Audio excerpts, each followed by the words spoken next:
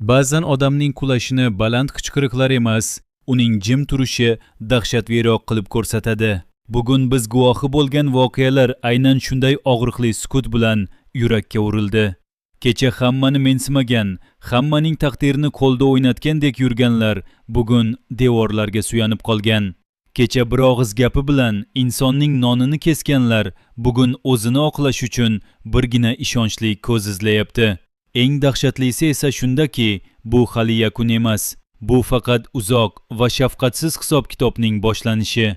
Feruzaning tergovdagi holati juda ko'p tomoshabin o'ylagandan ham murakkab edi. U faqat ayblanayotgan ayol bo'lib o'tirmadi. U oxirigacha nazoratni yo'qotmaslikka urinayotgan, ichidan titrayotgan bo'lsa ham tashqaridan sinmayotgandek ko'rinishga harakat qilayotgan odam sifatida ko'rindi. Tergovxonasining sovuq devorlari uning atrofini o'rab olgan edi. Lekin u hech qanday qo'rquv belgisini ko'rsatmaslikka astoydil harakat qilardi. Uning qo'llari stol ustida mahkam chirmashgan, yuzda esa o'sha tanish bilish, sovuq tabassum yaltirab turardi. Ammo tergovchi uning ko'zlariga diqqat bilan qarasa, u yerda nimadir titrayotganini sezish mumkin edi. Bu oddiy qo'rquv emas. Bu yillar davomida qurilgan qalqonning yorilish boshlanishi edi. Dalillar oldiga qo'yilganda ham u tan olmadi.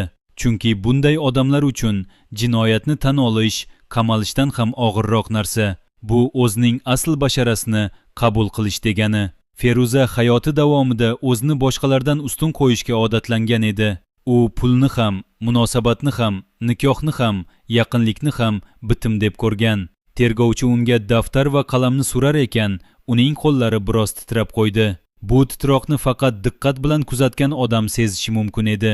U ich-ichidan o'zini tutishga urinar, nafas olishni sekinlashtirib, fikrlarni jamlashga harakat qilardi.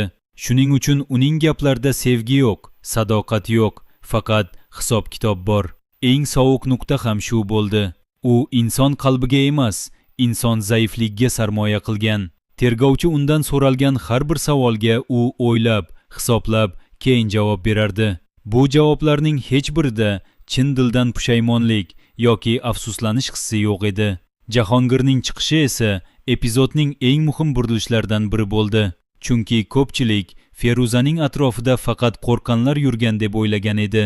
Yo'q, kuzatganlar ham bo'lgan, eslab qolganlar ham bo'lgan, vaqtini kutganlar ham bo'lgan. Jahongir uzoq yillar davomida Feruzaning soyasida yashagan.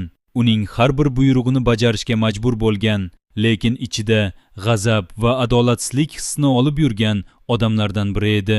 Uning qo'lidagi laboratoriya xulosasi hujjati oddiy qog'oz varaqlar emas, balki yillar davomida yig'ilib kelgan haqiqatlarning guvohi edi.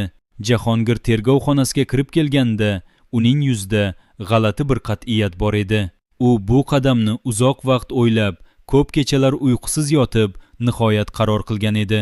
Uning qo'llari ozgina titrar, lekin ovozi qat'iy va ishonchli edi.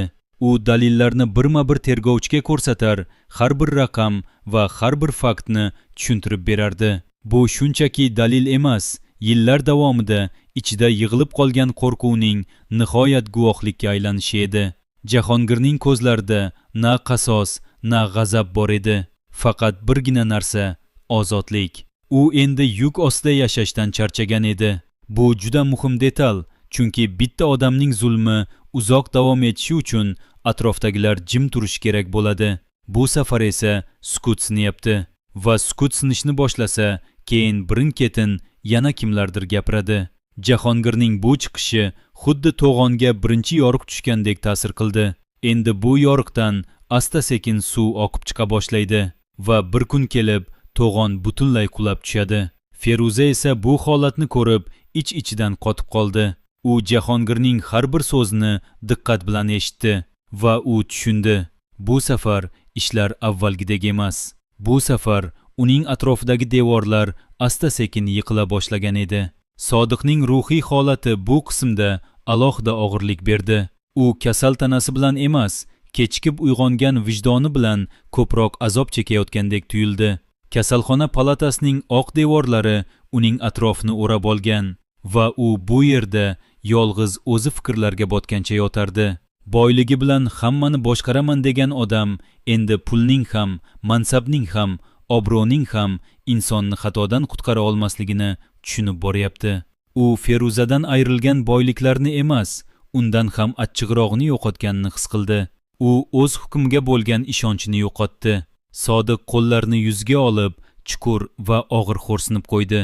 U yillar davomida qilgan ishlarni, aytgan so'zlarni, qabul qilgan qarorlarni birma-bir eslay boshladi. Har bir eslash uning yuragiga og'ir tosh bo'lib tushardi. Qimmatbaho buyumlar, mashinalar, pullar haqida gap ketganda ham uning og'rig'i faqat moliyaviy emasdi. Sodiqning oldida turgan savol ancha chuqurroq edi.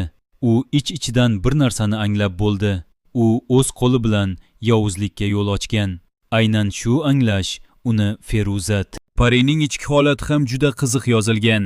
U bir tomondan o'tmishdagi adolatsizlikni unutmagan, ikkinchi tomondan Nodiraning bu holatini ko'rib, ko'ngli erib ketyapti. Pari kasalxonaning bir burchagida turib, Nodiraning polni artishini kuzatar edi. Uning ko'zlarida murakkab hissiyotlar aralashmasi bor edi. Bir tomondan bu ayol unga va boshqa ko'plab odamlarga qilgan zulmlarni eslardi. U Nodiraning qo'l ostida necha marta kamsitilganini, necha marta uning qattiq va shafqatsiz so'zlarini eshitganini yaxshi eslardi. Ammo boshqa tomondan uning yuragi bu holatga chidab turgan ayolni ko'rib, achinish hissi bilan to'lib borardi. Bu juda real hissiyot. Chunki ba'zan bizga zulm qilgan odamning qulashi kutilgan qoniqishni bermaydi. Aksincha, ichimizda g'alati bo'shliq qoldiradi. Pari bu bo'shliqni his qilardi. U Nodiraga yaqinlashib, unga yordam qo'lini cho'zishni xohlardi. Lekin ichidagi bir ovoz uni to'xtatardi. Bu ovoz unga, esla, u senga qanday munosabatda bo'lganini, deb pichirlardi. Pari esa boshqa ovozni eshitardi. Insonlar o'zgarishi mumkin, degan ovozni. U hozir na qattiq qasos tarafida, na butunlay kechirim tarafida. U adolat va rahm-shafqat orasidagi eng og'ir ko'prikda turibdi. Shu sabab menimcha, keyingi qismlarda aynan Pari Nodiraning to'liq qulashiga emas, uning qutulishiga sabab bo'ladigan odamga aylanishi mumkin. Pari ko'p vaqt o'yladi va nihoyat bir qaror qildi. U Nodiraga yaqinlashib, unga yordam qo'lini cho'zdi. Sizga yordam kerakmi? Deb so'radi u mayin ovozda. Nodira boshini ko'tarib, Pari bilan ko'z tegizdi. Bu ikki ayol o'rtasidagi bu oddiy savol va javobda butun bir epoxa yotardi. Matlubaning bosh shifokor etib tayinlanishi esa shunchaki lavozim emas. Bu butun muhit uchun axloqiy hukm bo'ldi. Yangilik kasalxonaga yetib kelganida xodimlar orasida hayajonli shivir-shivir boshlandi. Matluba o'z kabinetida o'tirgan edi.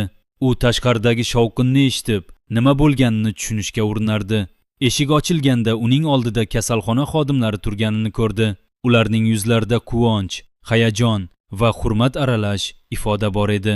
Ulardan biri oldinga chiqib, "Matluba xonim, siz bizning yangi bosh shifokorimizsiz", dedi va qo'lidagi buyruqni unga uzatdi. Matluba bu xabarni eshitib, hayratdan bir zum so'zsiz qoldi. Uning ko'zlarida yosh to'xtab turardi, lekin u o'zini tutib, xodimlarga minnatdorchilik bilan qaradi. Kasalxona xodimlarining chin quvonchi juda ko'p narsani aytdi. Odamlar mansab uchun emas, insoniy muomala uchun birlashadi. Matluba buyruq bilan emas, mehr bilan odamlarning qalbiga kirganini hammamiz ko'rdik. Shu sabab bu tayinlov nafaqat mukofot, balki keskin qarama-qarshilik ham yaratadi.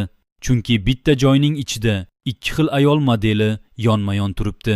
Biri odamlarni sindirib boshqarishni tanlagan, biri odamlarni ko'tarib yetaklashni, va serial juda aniq ko'rsatdi. Oxir oqibat jamoa kimni tanlashini. Matluba xodimlarning quvonchli yuzlariga qarab, o'zining mas'uliyatini his qildi. U endi nafaqat o'z hayoti uchun, balki butun bir jamoa, bemorlar va kasalxonaning taqdiri uchun javobgar edi. Bu uning yuragiga og'ir yuk bo'lib tushdi. Lekin shu bilan birga u o'zini kuchli va ishonchli his qildi. Lekin aynan shu quvonchli sahna ichida ham kelajakdagi xavfni ko'rish mumkin. Matluba qancha pok niyat bilan kelmasin, yangi lavozim bilan birga yangi dushmanlar ham tug'iladi. Avval yashirin gap so'z qilganlar endi uning har bir qarorini kuzatadi. Matluba o'z kabinetiga kirib, eshikni yopganida u yolg'iz o'zi o'tirib, bu yangi hayot haqida o'ylardi. Uning oldida ko'p ishlar turardi. Vazirlikdan buyruq kelishi bilan Xodimlar orasida paydo bo'lgan qo'rquv va shivir-shivir bir narsani bildirib qo'ydi. Bu jamoa tashqaridan iliq ko'rinsa ham, ichkarida hali ko'p yoriqlar bor. Matlubaning eng katta sinovi bemorlar emas, balki shu yashirin hasad, qo'rquv va eski odatlarni boshqarish bo'ladi. U bu sinovga tayyor edi. Lekin ayni paytda uning yuragida qandaydir noaniq qo'rquv ham yashiringan edi. U bu murakkab yo'lda adashib qolishdan yoki o'zini oqlamay qolishdan qo'rqardi. Feruzaning hushsizlanishga yaqin holati ham bejiz emasdi. Ko'pchilik buni oddiy hiyla deb qabul qildi. Lekin menimcha bu sahnada ikki qatlam bor. Birinchisi, albatta vaqt yutish istagi. Feruza tergov davomida to'satdan o'zini yomon his qilib, stolga yiqildi. Tergovchilar va hamshiralar atrofida yig'ilib, unga yordam berishga urinishdi. Bu vaqt ichida Feruzaning ko'zlari yumilgan bo'lsa-da, uning miyasi tezda ishlab, keyingi qadamlar haqida o'ylardi. Ikkinchisi esa uning qalqoni yorila boshlaganining belgisi. Bunday odamlar uzoq vaqt hamma narsani boshqargandek yashaydi, ammo nazorat haqiqatdan qo'ldan ketayotganini his qilgan paytda tanasi ruhidan oldin xiyonat qiladi. Feruza yiqilganida uning yuzidagi ifodani hech kim ko'rmadi, lekin u ich-ichidan titrayotgan edi. U hamma narsa qanday qilib qo'ldan chiqib ketayotganini, qanday qilib uning qudrati va ta'siri asta-sekin yo'qolayotganini his qilardi. Demak, keyingi